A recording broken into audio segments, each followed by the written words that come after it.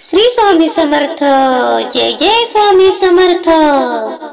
नमस्कार स्वामी भक्तांनो, तुम्हा सर्वांचे मनापासून स्वागत आहे आपल्या आध्यात्मिक माहिती या चॅनल मध्ये। आणि त्याचबरोबर तुमच्या या मिळत असलेल्या प्रेमाबद्दल आणि विश्वासाबद्दल तुम्हा सर्वांचे मनापासून खूप खूप आभार। असेच तुमचे प्रेम आणि आशीर्वाद मिळत राहो। त्याचबरोबर तुमच्या सर्वांच्या आयुष्यात लवकरच सुख आणि समृद्धी येवो। तुमची सर्व चांगली स्वप्ने स्वामी माऊली लवकर पूर्ण करतील ही स्वामींच्या चरणी प्रार्थना। तुम्ही जर या चॅनलवर नवीन असाल तर या चॅनलला सबस्क्राइब करा। स्वामी माऊलींचा आशीर्वाद तुम्हाला मिळत राहील आणि स्वामी माऊलींच्या प्रेरणादायक कथेतून तुम्हाला योग्य मार्गदर्शनही मिळत राहील। चला तर या व्हिडिओला लाईक करून या चॅनलला सबस्क्राइब करा।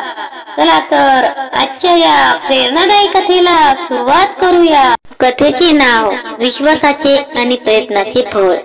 एकदा एका भक्ताने स्वामी समर्थ महाराजांना विचारले, महाराज, मी सतत उपासना करतो, सेवा करतो, परंतु तरीही मला माझ्या जीवनात सुख समाधान लाभत नाही। स्वामी, माझ्या जीवनात असे का घडत आहे? त्यावरती स्वामी समर्थ महाराज मंद हास्य करत म्हणाले, तुला एक गोष्ट सांगतो, एक आणि तुझ्या समस्येचे उत्तर तुला मिळेल। त्या अगोदर तू या व्हिडिओला एक लाईक कर। महाराजांनी कथा सांगायला सुरुवात केली। एका गावात एक शेतकरी राहत होता।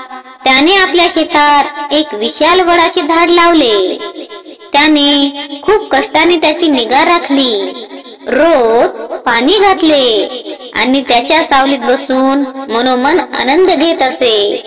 काही वर्षांनी त्याला वाटले की या झाडाला फळे येत नाही, फक्त सावलीच मिळते। तो निराश झाला। त्याने रागाने झाडावर कुऱ्हाड चालवायला सुरुवात केली, परंतु झाडाची मुळे इतकी खोल होती की झाड उखडले गेले नाही। तेव्हा त्याला राग आला होता, परंतु आता त्याचा राग शांत झाल्यावर त्याला पश्चाताप झाला। त्याने पुन्हा झाडाची निगा राखायला सुरुवात केली। काही महिन्यांनी त्याला कळले की त्या झाडाला फळे येत नाहीत, पण त्याच्या सावलीमुळे अनेक पक्षी व प्राणी सुखी झाले आहेत। महाराजांनी भक्ताला सांगितले, आपल्या जीवनात कष्ट, सेवा, उपासना या गोष्टी कधीही वाया जात नाही आणि यांना कधीही वाया जाण्यास देऊ नकोस बाळा। कधी कधी त्याचे फळ तत्काळ मिळत नाही, पण ते इतरांच्या आयुष्यात आनंद निर्माण करते आणि एक दिवस तुला त्याचे खरे फळ नक्की मिळेल। संदेश ऐकणे अगोदर तुम्हाला जर ही कथा आवडली असेल तर आणि अशाच नवनवीन कथा तुम्हाला ऐकायच्या असतील तर स्वामी समर्थच्या या चॅनलला सबस्क्राइब करा। संदेश। स्वामी समर्थ महाराज या कथेतून शिकवतात की आपण श्रद्धा आणि धैर्याने आपले कर्तव्य करत राहिले पाहिजे। परमेश्वर कधी ना कधी आपल्याला कष्टाचे फळ हे नक्कीच देतो।